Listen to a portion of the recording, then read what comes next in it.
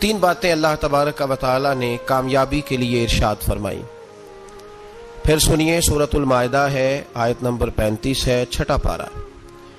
فرمایا اے ایمان والو اللہ سے ڈرو، 1 بات، اس کے رستے میں وسیلہ تلاش کرو، 2 باتیں۔ پھر تیسرے نمبر پہ ارشاد فرمایا اب جد و جہد کرو، اب کوشش کرو اللہ کے رستے میں۔ ہوگا کیا کہ اللہ تمہیں کامیابی عطا فرمائے گا، تم فلاح پا جاؤ گے۔ وسیلہ اللہ تبارک و تعالیٰ کے قرب کو حاصل کرنے کے ذریعے کے نام کو کہتے ہیں۔ ایسی چیز جو اللہ کے قریب کر دے، اللہ کی رحمت کے قریب کر دے، اسے وسیلہ کہا جاتا ہے۔ ہر نیک عمل اللہ کے رستے میں وسیلہ ہے۔ نماز بھی وسیلہ ہے، رشتہ داروں سے اچھا سلوک کرنا بھی وسیلہ ہے، صلہ رحمی کرنا بھی وسیلہ ہے، صدقات و خیرات کرنا بھی وسیلہ ہے، سچ بولنا بھی وسیلہ ہے، اللہ تبارک و تعالیٰ کی رضا والا ہر کام کرنا وسیلہ ہے۔ فرض بھی وسیلہ ہے، نفل بھی وسیلہ ہے۔ اگر اعمال اللہ کی بارگاہ میں وسیلہ ہیں تو اللہ کے اولیاء بھی اللہ کی طرف وسیلہ ہیں، اہل بیت بھی وسیلہ ہیں، صحابہ بھی وسیلہ ہیں، اور رب کریم کی بارگاہ میں سب سے بڑا وسیلہ رسول پاک کی ذات والا صفات ہے۔ سب سے بڑا وسیلہ حضور کی ذات، سب سے بڑا وسیلہ، سب سے بڑا وسیلہ اللہ تبارک و تعالیٰ کے محبوب کی ذات ہے۔ یاد رکھیے گا، مظفر وارسی کہا کرتے تھے کہ چلے نہ ایمان 2 قدم بھی اگر تیرا ہم سفر نہ ٹھہرے۔ یا رسول اللہ، اگر آپ کو ساتھ نہ لوں تو میرے ایمان کی گاڑی 2 قدم بھی نہیں چل سکتی۔ اور حضور قبر، حشر، آخرت تو وسیلہ علیحدہ چیز ہے نا۔ میں تو زندگی کے شب و روز گزارنے کے لیے آپ کا محتاج ہوں، آپ کے بغیر، آپ کی سنت و شریعت کے بغیر میری زندگی بھی نہیں گزرتی۔ کہنے لگے چلے نہ ایمان 2 قدم بھی اگر تیرا ہم سفر نہ ٹھہرے، اور تیرا وسیلہ دیا نہ جائے تو زندگی معتبر نہ ٹھہرے۔ اور لبوں پہ ایاک نستعین ہے، پر میرا اس حقیقت پہ بھی یقین ہے، اگر تیرے واسطے سے مانگوں کوئی دعا بے اثر نہ ٹھہرے۔ نبی پاک بھی وسیلہ ہیں، نیک اعمال بھی وسیلہ ہیں۔ 2-3 قسم کے گروہ پیدا ہو گئے ہیں امت مسلمہ میں۔ یہ وابتغوا الیہ الوسیلہ کے تحت شاہ ولی اللہ صاحب محدث دہلوی رحمۃ اللہ تعالی علیہ، جو امت مسلمہ کے متفقہ امام ہیں، تمام مسالک جن کا احترام کرتے ہیں، شاہ ولی اللہ صاحب نے لکھا ہے کہ وابتغوا الیہ الوسیلہ سے مراد یہ ہے کہ اللہ فرماتا ہے اکیلے نہ آ جانا، کسی مرشد کامل کا دامن تھام کے آنا، ایسے اکیلا نہ آ جانا کہ تیرا کوئی وارث ہی نہ ہو، کسی کا دامن تھام۔ اب 2-3 جماعتیں پیدا ہو گئیں، ایک سرے سے قائل ہی نہیں وسیلے کے۔ وہ کہتے ہیں جی نماز کا وسیلہ دے لو، روزے کا وسیلہ دے لو، حج کا وسیلہ دے لو، نبی پاک کا نہ دینا۔ وہ خدا کے بندو، نماز کا وسیلہ دینا درست ہے، میں نے شروع میں کہا کہ یہ بھی وسیلہ ہے، لیکن نماز پتہ نہیں قبول ہے کہ نہیں قبول۔ روزے کا وسیلہ دینا درست ہے، پر پتہ نہیں وہ قبول ہے کہ نہیں۔ حج کا وسیلہ دینا حرج نہیں، دینا چاہیے، لیکن پتہ نہیں ہمارے حج ٹوٹے پھوٹے ہیں، قبول ہیں کہ اس رسول کا وسیلہ کیوں نہ دیں جو ہر حال میں اللہ کی بارگاہ میں قبول ہی ہے، ہر حال میں اللہ کی بارگاہ میں۔ بلکہ اعلیٰ حضرت فرماتے ہیں خدا خدا کا یہی ہے در، نہیں اور کوئی مفر مکر، جو وہاں سے ہو یہیں آ کے ہو، جو یہاں نہیں تو وہاں نہیں۔ تو یاد رکھیے گا، نبی پاک کا وسیلہ سب سے معتبر وسیلہ ہے۔ اب لوگ اس جھگڑے میں پڑ گئے، اور جتنی تعلیم عام ہوتی جاتی ہے، لوگ دروازے رسول سے دور ہوتے چلے جا رہے ہیں، بجائے اس کے کہ محبت رسول بڑھتی، نبی پاک کا قرب بڑھتا، اور ہم بھی بادشاہ لوگ ہیں، جس مرضی کی بات ہم سننی شروع کر دیتے ہیں۔ اور خدا کے بندو سنو، زندگی نبی پاک کے بغیر نہیں گزر رہی تو قبر حشر میں حضور کے بغیر کامیابی کیسے ہوگی؟ یاد رکھیں اور سمجھیں اس بات کو، اور اپنے عقیدے کو پہاڑ سے زیادہ تگڑا بنائیں۔ اس میں کوئی شک نہیں کہ نیک اعمال بھی وسیلہ ہیں، پر بھائی مجھے تو اپنی نماز پر اعتبار نہیں، اس لیے کہ میں خلوص سے پڑھتا ہی نہیں، کئی جگہوں پہ کمی محسوس ہوتی ہے، کئی جگہوں پہ نقص محسوس ہوتے ہیں۔ روزے رکھے ہیں، ہمیشہ سے رکھ رہے ہیں، لیکن کوئی ایسا مان اور بھروسہ نہیں کہ بخشوائیں گے۔ حج اللہ تبارک و تعالیٰ توفیق دیتا ہے، ان لوگ جاتے ہیں، ہمیں بھی اللہ نے موقع دیا، ہم بھی گئے ہیں، دعا فرمائے اللہ بار بار بلائے۔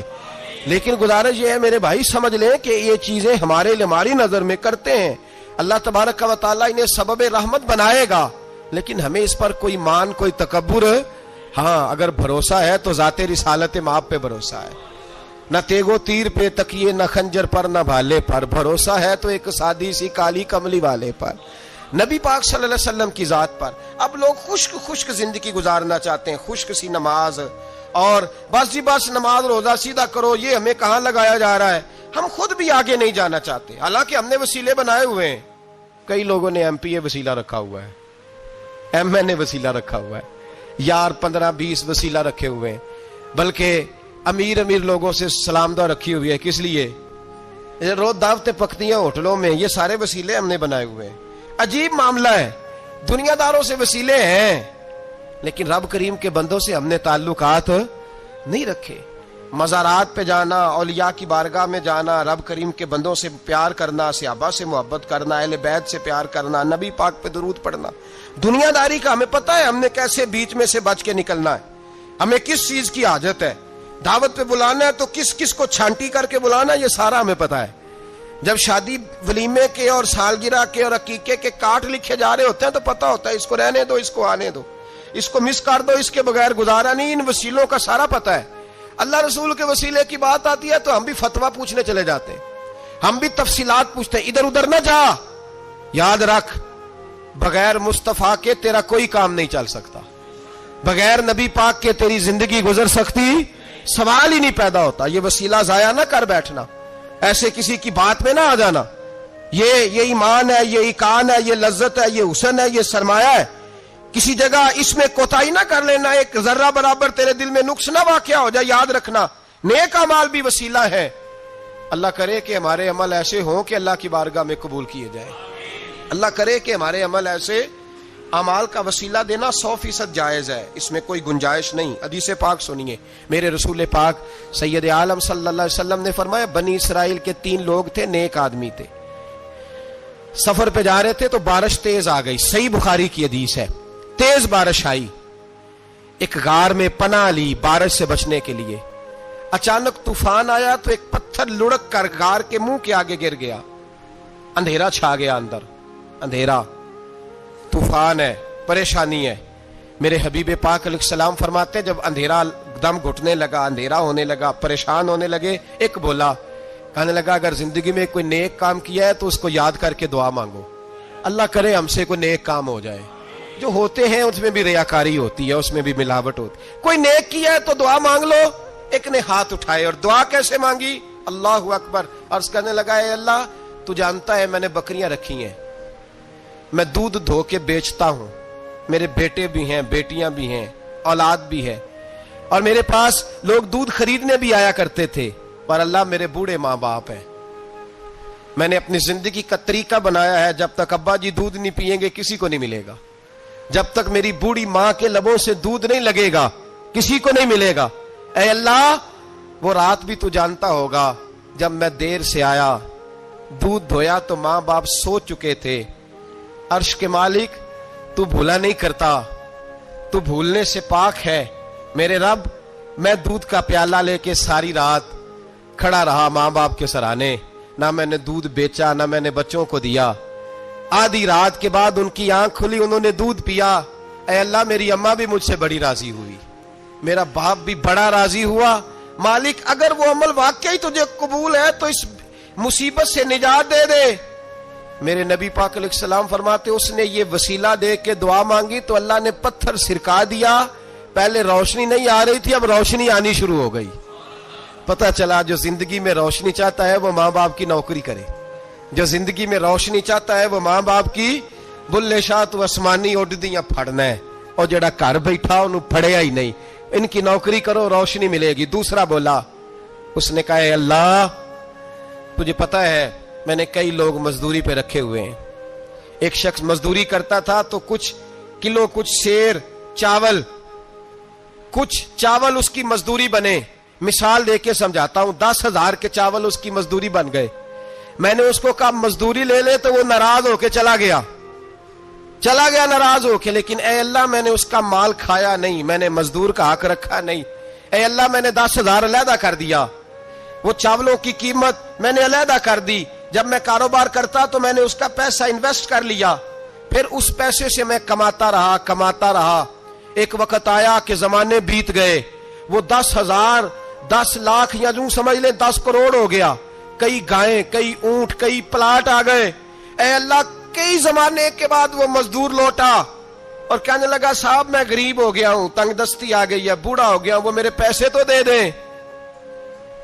تم اے اللہ میں بے ایمان نہیں ہوا، ایک رتی برابر بھی میرے دل میں میل نہیں آئی.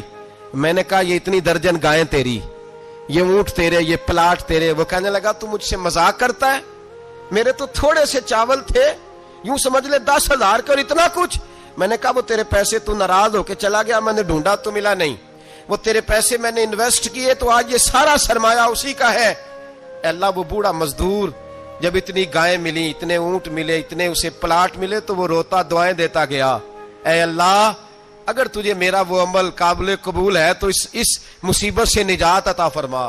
میرے نبی پاک سید عالم صلی اللہ علیہ وسلم فرماتے پتھر تھوڑا اور ہٹ گیا. اب تیسرا بولا عمل کا وسیلہ دے کے، او بھائی کوئی عمل بچا کے رکھ، کچھ کر لے، کچھ زندگی میں اکٹھا کر لے.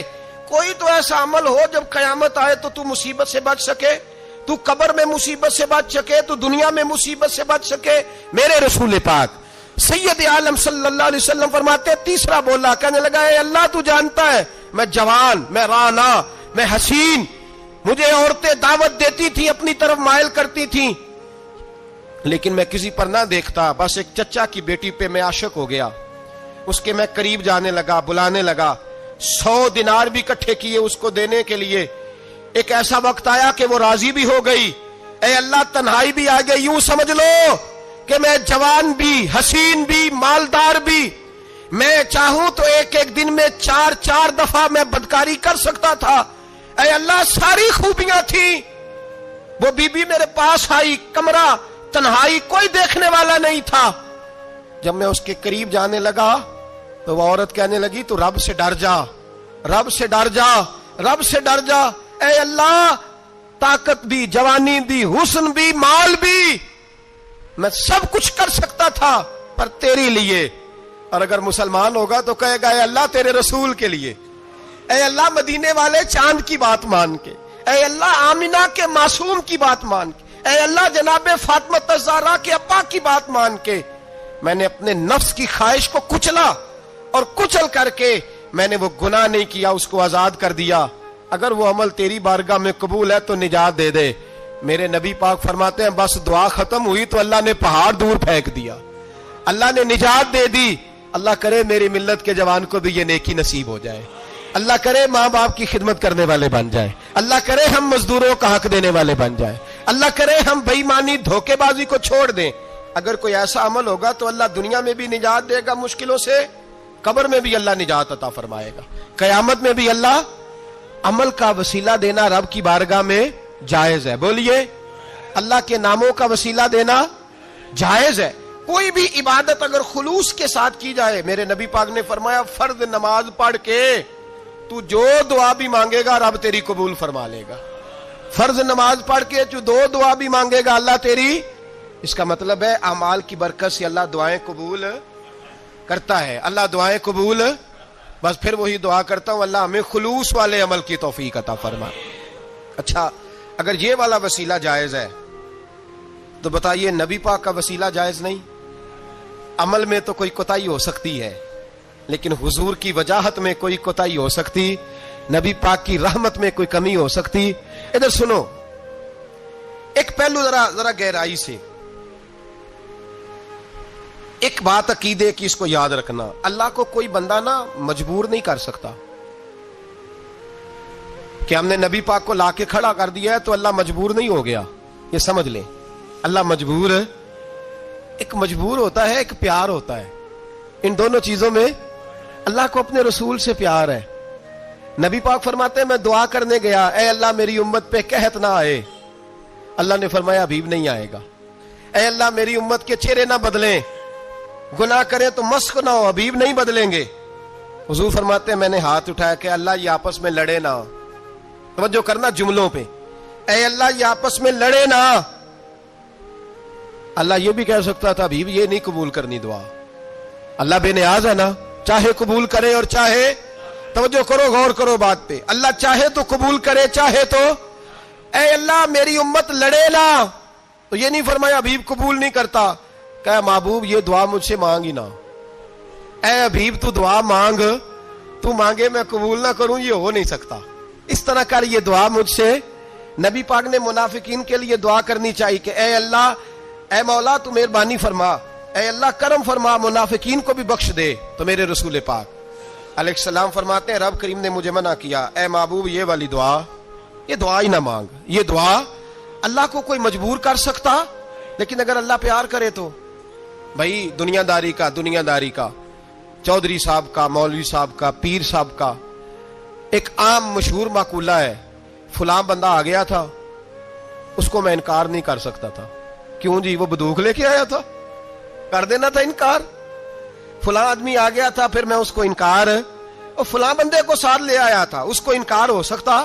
کیوں جی, دو باتیں ہوتی ہیں, یا پیار بڑا ہے یا عزت بڑی ہے, دو ہی باتیں ہیں. یا میں اس سے پیار بڑا کرتا ہوں یا میں اس کی.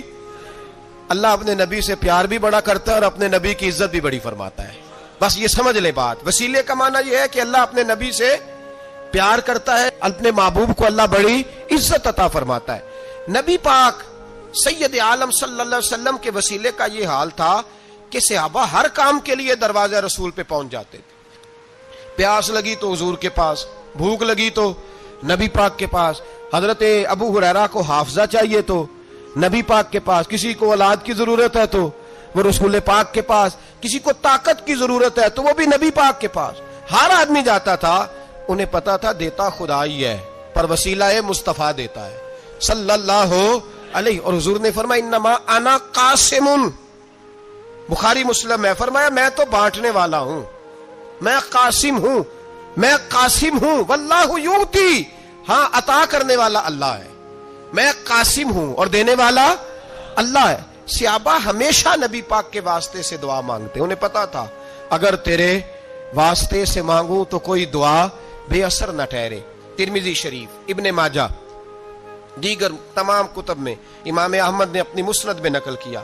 حضرت عثمان ابن حنیف کہتے ہیں میں نبی پاک کے پاس بیٹھا تھا تو ایک نابینا صحابی آئے, عرض کرنے لگے یا رسول اللہ صلی اللہ علیہ وسلم, میں نابینا ہوں, میرے لیے دعا کریں, اللہ مجھے آنکھیں عطا فرمائے, دعا کریں. اب حضور نے پتا کیا کہا, نبی پاک نے فرمایا دو باتیں, یا تو صبر کر لے یا میں دعا کر دیتا ہوں. صبر کرے گا تو اللہ جنت دے گا, یا تو صبر کر لے یا میں. صحابی بڑے پیارے تھے, کہنے لگے یا رسول اللہ جنت تو اللہ اپنے فضل سے دے گا ہی, میں نے نہیں صبر کرنا, مجھے آنکھیں چاہیے, اور پھر یہاں آ کے صبر کروں, این خزانے کے پاس جا کے صبر کروں. حضور میں نہیں صبر کرتا, آپ دعا کریں. تو نبی پاک نے دعا سکھائی, فرمایا 2 نفل پڑھ جا کے, اور 2 نفل پڑھ کے میرے وسیلے سے دعا کر. کیا کر, اللہ سے کہہ کہ اے اللہ میں تیرے پاس تیرے رسول کا وسیلہ لے کے آیا ہوں, اور پھر کہنا یا محمد انی توجہت علیک, کہنا ہے محمد صلی اللہ علیہ وسلم میں آپ کے وسیلے سے اللہ کی بارگاہ میں حاضر ہوں. اور پھر اللہ سے کہنا کہ اے اللہ تو اپنے نبی کی سفارش میرے حق میں قبول فرما. کون سکھا رہا ہے, بولیے کس کو, بولیے. کہا جا میرے وسیلے سے جا کے دعا کر. حضرت عثمان کہتے ہیں وہ چلے گئے, 2 نفل پڑھے, حضور کے وسیلے سے دعا مانگی. فرماتے ہیں وہ چلے گئے پر ہم کوئی نہیں گئے. آپ کیوں نہیں گئے؟ تو صحابہ کا نظریہ بتاتا ہے کہ وہ گئے اس لیے نہیں کہ ہم حضور کا معجزہ دیکھ کے جائیں گے. کہتے ہم گئے نہیں. تھوڑی دیر گزری تو وہ صحابی جو اندھے گئے تھے جب واپس آئے ہیں تو اللہ نے انہیں آنکھیں عطا فرما دی. گئے تھے تو نابینا تھے, آئے تو بینا ہے. میرے نبی پاک صلی اللہ علیہ وسلم کا توسل, حضور کا وسیلہ خود حضور نے سکھایا ہے, خود نبی پاک نے. اور صحابہ کرام علیہم رضوان اس مزاج پر پورے عامل تھے. حضرت عمر فاروق صحابہ میں ایک دانشور شخصیت کا نام ہے, علم کے لحاظ سے, عمل کے لحاظ سے, بصیرت کے لحاظ سے, تقوی کے لحاظ, ایک بڑی انفرادی اور منفرد شخصیت ہے. حضرت عمر کے زمانے میں قحط پڑ گیا, بارش نہیں ہوتی, حالات بڑے دگرگوں ہیں, پریشانی ہے. لوگ سیدنا فاروق اعظم سے پوچھتے ہیں حضور اب کیا بنے گا؟ جو میں نے پہلے حدیث آپ کی خدمت میں عرض کی وہ ترمذی اور ابن ماجہ سے. اب جو حضرت عمر کی روایت عرض کر رہا ہوں یہ صحیح بخاری میں موجود ہے. حضرت عمر فاروق رضی اللہ تعالیٰ عنہ کا زمانہ مبارکہ, قلت آ گئی, قحط آ گیا, بارش شدید ہے, صحابہ پریشان ہے. جناب عمر فاروق رضی اللہ تعالیٰ عنہ سے کہتے ہیں حضور کرنا کیا ہے؟ حضرت عمر پہلے تو خاموش رہے, پھر حضور کے چچا جناب عباس کو بلایا, کوئی بات نہیں کی. جناب عباس کا بازو پکڑا اور کھلے میدان میں لے گئے. حضرت عمر دعا کرتے ہیں اور پوری امت کو دعا کا طریقہ بتلاتے ہیں. حضرت عمر کہتے ہیں اگر قبول کرانی ہے تو یہ طریقہ اختیار کرو, اگر اللہ کی بارگاہ میں دعاؤں کو مستجاب کرانا ہے تو یہ رنگ ہے جو امت مسلمہ کو میں سکھا رہا ہوں. حضرت عمر نے جناب سیدنا عباس رضی اللہ تعالیٰ عنہ کو کھڑا کیا سامنے اور دعا فرمائی, اللہم انا نتوسل الیک بنبیک, اے اللہ ہم تیری بارگاہ میں تیرے نبی کے وسیلے سے دعا کرتے ہیں, فتسقینا, ہمیں بارش عطا فرما. ہمیں کس کے وسیلے سے؟ حضور. اور پھر کہا اللہم انا نتوسلک بام نبیک, اے اللہ ہم نے اپنے نبی کے چچا کے وسیلے سے بارش عطا فرما. اے اللہ ہمیں اپنے رسول کے چچا کے وسیلے سے, حضرت عباس کے وسیلے سے بارش دے. صحابہ کہتے ہیں جب ہم گئے تھے دعا مانگنے تو خشک سالی تھی, اور جب گھروں کو آ رہے تھے تو ہمارے کپڑے بارش سے بھیگ چکے تھے. اللہ نے بارش عطا کس کے وسیلے سے؟ حضرت عباس. اچھا یہ بات یہاں قابل غور ہے, حضرت عمر کے وسیلے سے بھی دعا ہو سکتی ہے, دعا سیدنا عمر فاروق کے وسیلے سے بھی, لیکن حضرت عمر رضی اللہ تعالیٰ عنہ نے نبی پاک کے چچا, چونکہ حضرت عباس جب آیا کرتے تھے تو حضور کھڑے ہو کے استقبال فرماتے تھے آپ کو دیکھتا ہوں تو مجھے اپنے والد کی یاد آتی. حضرت سیدنا عمر نے بتلایا کہ میں اس کو لے کے جا رہا ہوں جو نبی پاک کے زیادہ قریب ہے, جو حضور کے زیادہ قریب ہے, ان کے وسیلے سے دعا فرمائی. امت کو کیا درس دیا؟ فرمایا جو بھی حضور کے قریب ہو اس کے وسیلے سے دعا کرو, اللہ تمہیں آسانیاں نصیب فرمائے گا. اب ہمارا حال یہ ہے, انتشار ہی انتشار ہے, اختلاف شک کی شک ہے, پریشانی. واضح حدیثیں موجود ہیں. میں آج ایک صاحب کو پڑھ رہا تھا, پتہ نہیں لوگ کیوں پریشانی کا شکار ہیں, کیوں لوگ اس آزمائش کا شکار ہیں. کہتے ہیں جی وسیلہ نہیں دینا چاہیے, سیدھا نیک عمل کرو. او میرے بھائی, میں نے کہا کہ اللہ کسی وسیلے کا محتاج, اللہ محتاج نہیں, لیکن اس کی عادت ہے وہ وسیلے کو پسند فرماتا ہے. باریک بات مشکل ہوتی ہے لیکن موٹی بات تو سمجھ میں آنی چاہیے نا. کوئی شخص ایسا ہے جسے اللہ نے بغیر ماں باپ کے وسیلے کے پیدا کر دیا ہو, حالانکہ اللہ پیدا کرنے پہ قادر حضرت آدم کو کیا ہے نا, حضرت حوا کو, جناب عیسیٰ علیہ السلام کو بغیر باپ کے پیدا, لیکن یہ اس کی عادت, وہ جب پیدا کرتا ہے تو ماں باپ کے وسیلے سے پیدا کرتا ہے, پھر جب روزی دیتا ہے تو پھر بھی کسی نہ کسی, کیا اس نے حکم دے دیا روزی کون دیتا ہے؟ تو اللہ کا یہ حکم ہے کہ کنڈی لگا کے اندر پنکھا چلا کے سوئے رہو, روزی پہنچ جائے گی.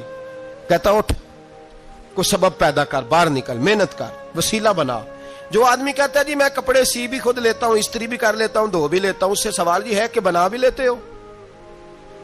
اس کا مطلب ہے اللہ نے بندوں کو بندوں کا محتاج, بندوں کے لیے بندوں کا وسیلہ اللہ نے رکھا ہے. ہماری یہ موٹی سی بات بھی عقل میں نہیں آتی, موٹی سی بات بھی.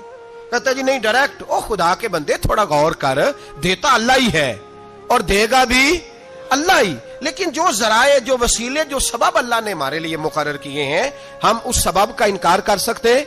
شفا کون دیتا ہے؟ دوائی لینے کس کے پاس جاتے ہو؟ تو آپ اس طرح کریں نا, چپ کر کے گھر بیٹھیں, تسبیح پڑھیں, یا شافی الامراض, یا شافی الامراض, او شفا دینے والے, او شفا دینے والے. سارا دن جی وظیفہ پڑھیں, شفا کون دے گا؟ تو وظیفہ پڑھو چپ کر کے, دوائی لینے کیوں گئے ہو؟ لیکن اللہ کے حبیب کا ہی فرمان ہے کہ بیمار ہو جاؤ تو دوائی بھی کھاؤ, پرہیز بھی کرو. یہ سارے فرمان ہمیں بتاتے ہیں کہ وسیلہ لینا, وسیلہ دینا, یہ تو اللہ تبارک و تعالیٰ کا طریقہ مبارکہ ہے. لوگ اتنی سی بات کو نہیں سمجھتے, اور قرآن نے واضح طور پہ کہہ دیا وابتغوا الیہ الوسیلہ. اور سورہ بقرہ گھر جا کے کھولنا, آیت نمبر 99, 80 اور 99 آیت پڑھنا. کفار نے, یہودیوں نے نبی پاک کی علامتیں پڑھ لی تھی تورات, زبور اور انجیل میں. اللہ کا قرآن کہتا ہے وَكَانُوا مِن قَبْلُ يَسْتَفْتِحُونَ عَلَى الَّذِينَ كَفَرُوا, فرمایا جب میرے نبی نہیں آئے تھے تو یہ یہودی میرے رسول کے وسیلے سے اللہ سے فتح مانگا کرتے تھے.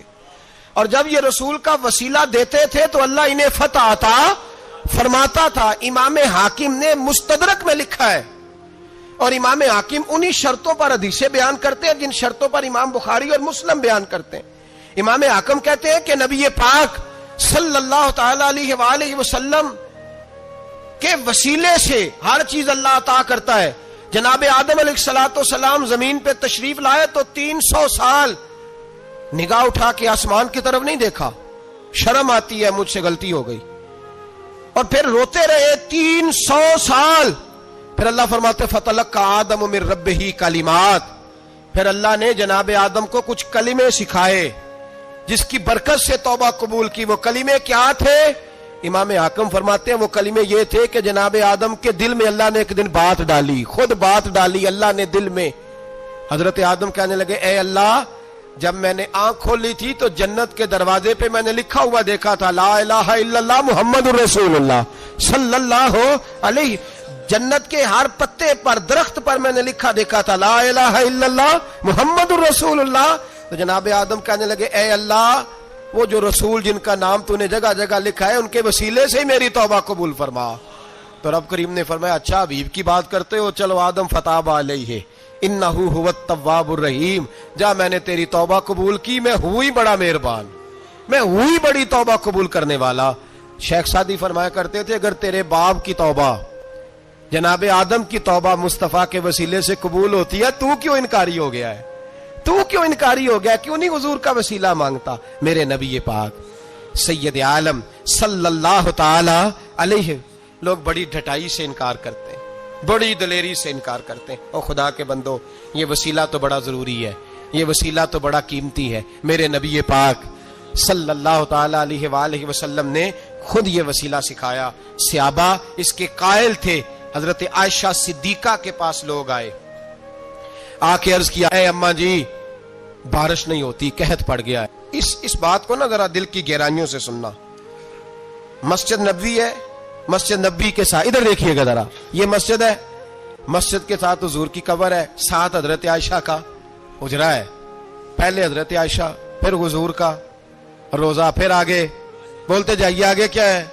چاہیے تھا نا سیدھے مسجد جاتے، حضرت عائشہ کے پاس آئے۔ توجہ کرنا میری بات، کہ اماں جی بارش نہیں ہوتی کیا کریں؟ اماں جی نے مسجد نہیں بھیجا، کہنے لگی اس طرح کرو حضور کے دروازے پہ جاؤ، اور جا کے نا نبی پاک جہاں دفن ہے وہاں تھوڑی سی نا جو حضور کے سر والی جگہ ہے نا قبر پہ، وہ چھت تھوڑی سی کھول دو، چھت کھول دو۔ صحابہ کہتے ہم گئے جہاں حضور کی قبر انور تھی، حضور آرام فرماتے، سرانے والی سائڈ سے تھوڑی سی چھت کھولی، ابھی کھولی تھی اللہ نے فوراً بارش عطا فرما دی، فوراً۔ کہتے ہیں جب بارش ہوئی تو ہم مسجد میں شکرانے کے نفل پڑھنے چلے گئے، حضرت عائشہ کے وسیلے پہ روضہ رسول پہ، اور روضہ رسول کے وسیلے سے اللہ کی یہ طریقہ تو ہمیں صحابہ سکھا رہے ہیں۔ با خدا خدا کا یہی ہے در، نہیں اور کوئی مفر مکر، جو وہاں سے ہو یہیں آ کے ہو، جو یہاں نہیں تو وہاں نہیں۔ صحابہ تو دروازے رسول پہ جا رہے ہیں، ایک بار نہیں بار بار جا رہے ہیں، تو اکڑ کے پھر رہا ہے، اکڑ کے پھر رہا ہے۔ بڑی ضروری ہے یہ بات کرنی، بڑی ضروری، اور یہ بات آپ کے لیے سیکھنی۔ ذرا غور کریں، شیطان کی غلطی کیا ہے پتہ ہے آپ کو؟ اللہ کو نہیں مانتا تھا۔ شیطان کی غلطی کیا تھی؟ بولے کس کو ہے؟ لا الہ الا اللہ کو نہیں مانتا تھا، اللہ کو نہیں مانتا تھا۔ نہیں تو انہیں پتہ ہی نہیں نہ اس گل دا، اور میں تو اگر پوچھا نا اج دی خبر کی یہ تازی تو تمہیں پتہ ہے، اور بھائی اس کو بھی سمجھیں، یہ عقیدہ ہے، یہ ایمان ہے، میری منت ہے، اس کو سمجھ لو، یہ کام آئے گا۔ یہاں عجیب رٹا ہے، یہاں لوگ معاذ اللہ تبارک و تعالی اللہ کا نام لے کے در رسول سے دور کر رہے ہیں۔ بہت بڑا دھوکہ ہے، بہت بڑی زیادتی ہے، امت کے دلوں پر خنجر چلتا ہے، اور میرا تو کلیجہ پھٹتا ہے جب میں ایسی تحریریں پڑھتا اور سنتا۔ یار تو کیا بیان کر رہا ہے؟ ڈر اللہ سے مرنا نہیں، نبی پاک کو منہ نہیں دکھانا، تو کیا کر رہا ہے؟ بتا نا شیطان کی غلطی کیا تھی؟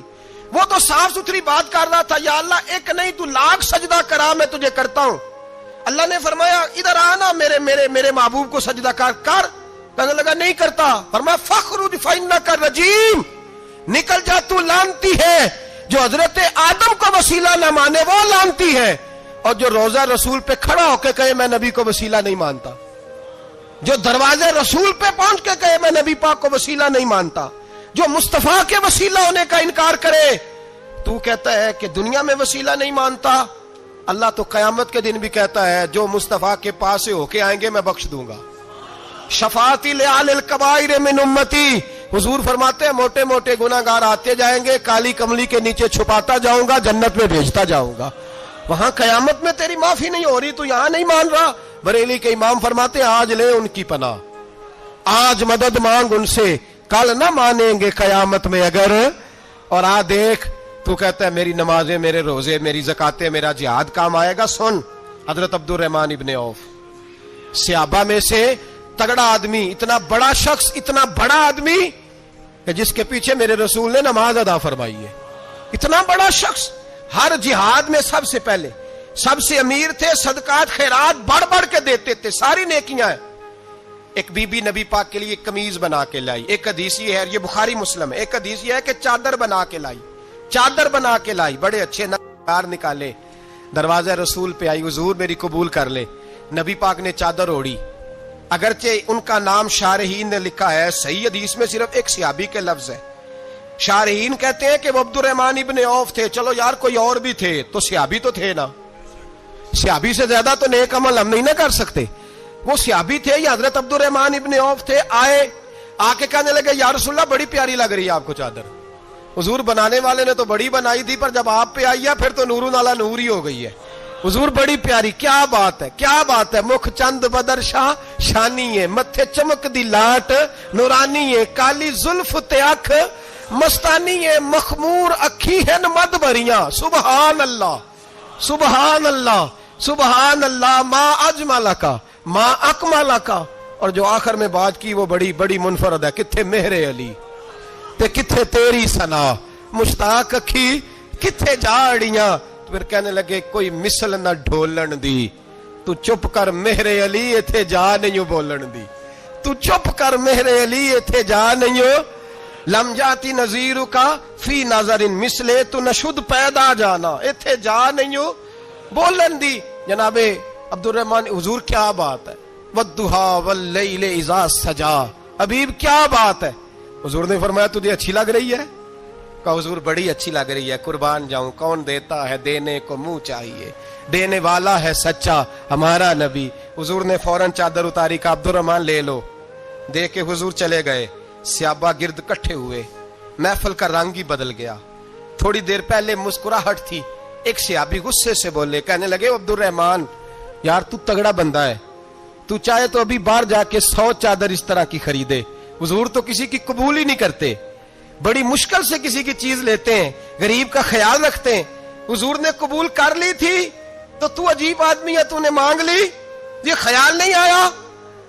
پہلے مسکراہٹیں تھیں جب حضور اور جناب عبد الرحمن, اب سنجیدگی آئی. اب سنجیدگی کے فوراً بعد جب صحابی نے سوال کیا تو محفل میں آنسو آ گئے. حضرت عبد الرحمن رو پڑے, نمازیں بھی ہیں, جہاد بھی ہے, پر فخر نہیں کسی بات پہ, رو پڑے. کہنے لگے او بیلیا تیرا کیا خیال ہے, میں نے اوڑھنے کے لیے لی ہے, پہننے کے لیے لی ہے؟ فرمانے لگے نہیں, اللہ کی عزت کی قسم, میں نے تو اس لیے لی ہے جب مروں گا تو گھر والوں کو کہوں گا مجھے نبی پاک کی چادر میں کفن دینا. اٹھانا بخاری پڑھنا, حضور کی چادر میں کفن دینا, اس لیے کہ مجھے پتا ہے جب مصطفیٰ کی چادر اوڑھ کے جاؤں گا تو اللہ بے حساب ہی بخشش فرما دے گا. تو نبی پاک کے وسیلے کا قائل نہیں, یہاں چادر کی بات ہو رہی ہے.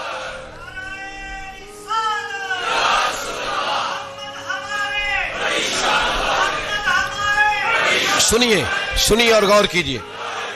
حضرت مولا علی شیر خدا رضی اللہ, ان کی اماں نے نا حضور سے بڑا پیار کیا. حضرت ابو طالب کے گھر میں نبی پاک نے پرورش پائی. ان کی والدہ حضرت علی کی والدہ جناب فاطمہ بنت اسد حضور سے بڑا پیار کرتی. صحابہ کہتے ہیں اس دن حضور بڑا روئے جس دن حضرت فاطمہ نے مدینے میں انتقال فرمایا. فاطمہ بنت اسد جناب علی کی والدہ فرماتے ہیں جب خبر ملی کہ حضرت علی کی والدہ وصال کر گئی تو حضور رونے لگے. فرمایا وہ علی کی نہیں, وہ تو میری ماں تھی, میری اماں تھی. امام ابو نعیم نے لکھا ہے, کہتے ہیں حضور نے فرمایا جب میری اماں کو غسل دینے لگو نا, کفن پہنانے سے پہلے مجھ سے پوچھ لینا. صحابہ کہتے ہیں کفن دینے سے پہلے عورتیں آئیں, حضور کیا کرنا ہے؟ نبی پاک اندر گئے, جو قمیض پہنی ہوئی تھی وہ اتار کے دی. فرمایا چٹے رنگ کا سفید رنگ کا کفن نہ دینا, میرا کرتا پہناؤ میری اماں کو. حضور نے کفن دیا. حضرت ابو ذر غفاری فرماتے ہیں جب جنازہ پڑھ لیا نا تو نبی پاک فرمانے لگے قبر صحیح بنائی ہے تم نے؟ حضور صحیح بنائی ہے. فرمایا نہیں لگتا نہیں. فرماتے ہیں یہ کہتے کہتے میرے نبی قبر میں اتر گئے, میری آنکھیں برس پڑی. میں نے کہا علی کی اماں رب تجھ سے کیا حساب لے گا, ساری رحمتیں تو پہلی تیری قبر میں آ گئی. عشق سرکار کی ایک شمع جلا لو دل میں, بعد مرنے کے قبر میں بھی اجالا ہوگا. نبی پاک قبر میں لیٹے پھر بیٹھے, فرمایا صحیح ہے قبر. پھر میرے نبی پاک نے دفن کیا ان کو. پھر دیر تک دعا کرتے رہے اور رو کے فرمانے لگے اے اللہ اپنے نبیوں کے وسیلے سے اور میرے وسیلے سے میری اماں کی قبر روشن کر دے. حضرت ابو ذر فرماتے ہیں کسی کا دل نہیں کرتا اس کی ماں مرے, آج میرا دل کرتا تھا کاش میری مر جاتی, یہ فضیلت میری اماں کو نصیب ہوتی. سیدنا ابو ذر فرماتے جب حضور رخصت ہونے لگے تو میں قریب گیا, میں نے کہا حبیبہ ذرا یہ رنگ مجھے بھی سمجھائیں. تو حضور نے فرمایا میں نے اپنا کرتا اس لیے پہنایا ہے کہ جب میرا کرتا فاطمہ بنت اسد کو پہنایا جائے گا تو اس کے توسل سے اللہ انہیں جنت کا جوڑا عطا فرمائے گا. اور قبر میں اس لیے اترا ہوں کہ جب میں قبر میں اترا ہوں تو اب میری اماں کی قبر تنگ نہیں ہوگی بلکہ اللہ میری برکت سے کشادگی عطا فرما دے گا. پسے مردن فرشتوں نے جو تلاشی لی تو کیا نکلا, فقط ایک دل کے گوشے سے خیال مصطفیٰ نکلا. اور میاں صاحب تو تڑپ اٹھے, کہنے لگے قبر میری تے میرے پیرا جے کر پاویں پھیرا, قبر میری تے. چلو زندگی میں بھی دعا رہی, زندگی میں بھی دعا رہی کہ تو آئے, میں کو جیتے میرا دل بر سونا کیوں کر اس نو بھاواں, وہ ویڑے میرے وڑدا نہ ہی میں پئی لکھ وسیلے پاواں. میں نے زندگی میں بھی کہا وہ نہیں آیا, کی سی جے درد بن کے آ جان دو, وہ نہیں آیا. میاں صاحب کہتے ہیں میری قبر میں بھی یہ دعا رہی, قبر میری تے میرے اب پیرا جے کر پاویں پھیرا, قبر میری تے میرے اب پیرا جے کر پاویں پھیرا, قبر دے وچوں ہڈیاں اٹھ کے مجرا کر سن تیرا. تو آ تو صحیح میرے رسول پاک سید عالم صلی اللہ علیہ وسلم خود قبر میں لیٹ گئے. او بھائی یہ وسیلہ اتنا پیارا, یہ وسیلہ. حضرت ابو ذر فرماتے دل کرتا تھا یہاں میری اماں ہوتی, اتنی کرم نوازیاں, اتنی بندہ نوازیاں, اتنی رحمتیں. حضور نے خود حضرت زینب نبی پاک کی صاحبزادی بڑی بیٹی کا وصال ہوا, حضور اس دن بھی بڑا روئے اور فرمایا جب میری بیٹی کو غسل دے لو تو پہلے مجھے بتانا, کفن نہ دینا. صحابہ کہتے ہیں حاضر ہوئے, یا رسول اللہ بی بی صاحبہ کو غسل دے لیا کیا کرنا ہے؟ تو حضور نے اس دن بھی کرتا اتار کے دیا, فرمایا میری قمیض میں میری. او بھائی یہ وسیلہ نہیں, یہ تجھے وسیلہ. ایک صحابی حضرت ابو معذورہ, شریعت میں کندھے تک بال رکھنا جائز ہے. اس صحابی کے اتنے لمبے بال تھے کہ جب وہ بیٹھتے تھے تو نیچے دب جاتے تھے. لوگوں نے منع کیا کٹواتا کیوں نہیں؟ فرمانے لگے نہیں کٹوانے. کہا کیوں؟ فرمانے لگے قبر میں لے کے جانے, قبر میں. کہا کیوں؟ فرمایا ان بالوں پہ ایک دفعہ نبی پاک نے ہاتھ رکھا تھا, حضور نے دست مبارک رکھا تھا, میں ساتھ للہد میں عشق رخ شاہ کا داغ لے کے چلے. ہم نے اندھیری رات سنی تھی چراغ. عبداللہ بن عتیق صحابی ہیں, حضور نے گستاخ قتل کرنے بھیجا, انعام دیے.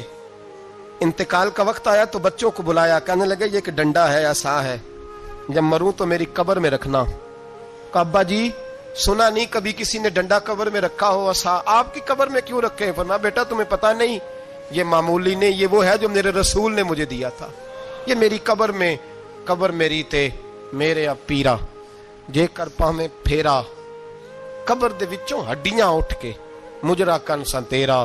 پسے مردن فرشتوں نے جو تلاشی لی تو کیا نکلا, فقط ایک دل کے گوشے سے خیال حضرت انس بن مالک کہتے ہیں مر جاؤں تو حضور کے منہ مبارک میری زبان کے نیچے رکھ دینا. حضرت امیر معاویہ فرماتے ہیں میرے پاس حضور کے ناخن ہے, جب میں مروں تو میرے کفن میں رکھ دینا. میرے اعلیٰ حضرت فرماتے ہیں ہمارے پاس کوئی شے نہیں, کوئی شے نہیں, نہ ہمارے پاس حضور کے بال مبارک. ہم کم نصیبوں کے پاس, ہم غریبوں کے پاس نہ منہ مبارک, تو حضور آپ کے پاس کیا ہے؟ فرمانے لگے لحد میں عشق رخ شاہ کا داغ لے کے چلے. کہنے لگے کلیجہ پھاڑ کے دیکھو اندر دل پہ میں نے نبی کا نام جو لکھا ہوا ہے. लहद में इश्क रुखे शाह का दाग लेके चले। हमने अंधेरी रात सुनी थी चिराग लेके चले। हुजूर का, नबी पाक सल्लल्लाहु अलैहि वसल्लम का वसीला जो है, इस मौजू पर ही बोलते जाने को दिल कर रहा है, लेकिन इस उन्वान को खत्म भी करना है। एक है हुजूर का वसीला, एक है औलिया का वसीला। ये बात भी 2-4 मिनट में समझ लें। सही बुखारी मुस्लिम में मेरे नबी पाक ने फरमाया है, हुजूर फरमाते हैं लोग जिहाद करने जाएंगे, एक जमाना आएगा मेरे बाद लोग जिहाद करेंगे, पूछा जाएगा तुम में कोई सियाबी है? कहा जाएगा है, तो नबी पाक फरमाते हैं सियाबी की वजह से अल्लाह फतह अता फरमा देगा। गोया वली का वसीला देना। हुजूर फरमाते हैं फिर लोग जिहाद करने जाएंगे तो पूछा जाएगा मुसलमानों से तुम में कोई सियाबी है? कहेंगे कोई नहीं। कहा कोई ताबी हो सियाबी को देखने वाला? कहा जाएगा एक है। तो फरमाया उस ताबी की बरकत से अल्लाह फतह अता फरमा देगा। नबी पाक फरमाते हैं, बुखारी मुस्लिम के लफ्ज है, फिर पूछा जाएगा लोग जिहाद करने जाएंगे, कोई सियाबी है? कोई नहीं। कोई ताबी हो? कोई नहीं। कोई सियाबी को देखने वाले को देखने वाला तबा ताबी हो? एक तबा ताबी है। तो नबी पाक फरमाते हैं उसकी बरकत से ही अल्लाह फतह अता फरमा देगा। मिशकात में, बुखारी में मौजूद है। नबी पाक फरमाते हैं ये जो अल्लाह तुम पे बारिशें बरसाता है, तुम्हें रिस्क देता है, ये तुम्हारे ज़ईफ लोगों के वसीले से अल्लाह देता है, ये कमजोरों के वसीले से देता है। मिशकात में लफ्ज है, नबी पाक ने फरमाया 40 अब्दाल मुल्क के शाम में होते हैं, जो अजाब तुमसे दूर रहता है उनकी वजह से रहता है, जो तुम पर बारिशें बरसती हैं उनकी वजह से बरसती हैं। वो कोई बैठा हुआ मुझे दूर दुआ देता है, मैं डूबता हूं पर समुंदर उछाल देता है। शेख सादी फरमाया करते थे मेरी जिंदगी में जितनी बलाएं टली हैं मेरे शेख के वसीले से टली है। मैं उसकी छतरी के नीचे रहता हूं, करम मुझ पे बरसता रहता है। इतनी हदीसें सुना के एक वाकया सुनाना तो बनता है कि नहीं बुजुर्गों का। मैं चूंकि जब अकीदे का मौजू होता है तो मैं नीचे नहीं उतरता, मैं कुरान और सुन्नत के ऐन बीच रहता हूं। एक बात, मुरीद हो गया महमूद गजनवी हजरत अबुल हसन खरकानी का, बैत हो गया, आने जाने लगा। एक दिन कहने लगा हुजूर कोई तोहफा ही दे दे। तो हजरत ने कुर्ता उतार के दिया, कुर्ता दिया। ये किसी के पास हो तो बड़ी नेमत होती है, किसी बुजुर्ग का कोई तबर्रुक। कुर्ता दिया, फरमाया जब बहुत ज्यादा को मसला बन जाए तो कुर्ता सामने रख के दुआ करना, अल्लाह तुझे फतह देगा। महमूद सोमनाथ के मंदिर तोड़ रहा था, 2, 4, 5 दफा हमला किया, फतह नहीं होती। अपने शेख का जुब्बा रखा है, अल्लाह इसकी बरकत से ही फतह दे दे। कहता मैंने जुब्बा रख के दुआ मांगी, अगले दिन हमला किया तो अल्लाह ने फतह अता फरमा दी। महमूद कहता फतह हो गई, मैं रात को सोया, हजरत अबुल हसन खरकानी ख्वाब में मिले और बाबा जी को मैंने देखा तो चेहरे पे जलाल है। मैंने कहा हुजूर आप नाराज है? कहने लगे महमूद तूने कोई कीमत नहीं डाली मेरे कुर्ते की। ये जुमला आपको ज्यादा समझ आएगा। कहने लगे तू कख मोल नहीं पाया, कोई कीमत नहीं डाली तूने मेरे कुर्ते की, बस एक फतह। कहा हुजूर क्या मतलब? फरमाने लगे ये मेरे वजूद से लगा हुआ जुब्बा था, मैं वो शख्स हूं जिसने जिंदगी भर वो काम किया जिसमें अल्लाह रसूल राजी है, अपने आप पे पाबंदियां लगा के रखी हैं, रब ने अपने फजल से बड़ा नवाजा है। फरमाया अगर तू मेरा जुब्बा सामने रख के ये दुआ मांगता ना, ऐ अल्लाह हिंदुस्तान के सारे हिंदुओं को ईमान की तौफीक दे दे, अल्लाह ने सबको कलमे की तौफीक दे देनी थी। तूने क्या कीमत डाली मेरे जुब्बे की? तर दामनी पे शेख हमारी ना जाइए, हम दामन नचोड़ दें तो फरिश्ते वुजू करें, और फरिश्ते भी करते हैं ताजीम मेरी, फिदा हो के उन पर यह इज्जत मिली है। अल्लाह तबारक व तआला अपने बंदों को ताकतें देता है। मसला ये है आज बहुत सारे लोग तो इनकार करने लगे हैं, और हम जो अहल हैं, हमारा जिनका अकीदा है, जिन्हें अल्लाह ने खुश अकीदगी अता फरमाई है, वो भी बहानों का शिकार है, बहानों का शिकार है। कर लेते हैं, देख लेते हैं। अल्लाह वालों से दोस्ती लगाएं, इनका कुर्ब इख्तियार करें। हर दुआ हर इल्तजा नबी पाक का वसीला शामिल हाल रहना चाहिए। अगर तेरे वास्ते से मांगूं कोई दुआ बेअसर न ठहरे, नबी पाक का वसीला दोगे तो हर जगह ही अल्लाह कामयाबियां अता फरमाएगा। और हमारा तो अकीदा यह है कि कब्र अशर में भी बचेंगे तो रसूलुल्लाह के वसीले से बचेंगे। अल्लाह हमें अपने महबूब का वसीला नसीब फरमाए।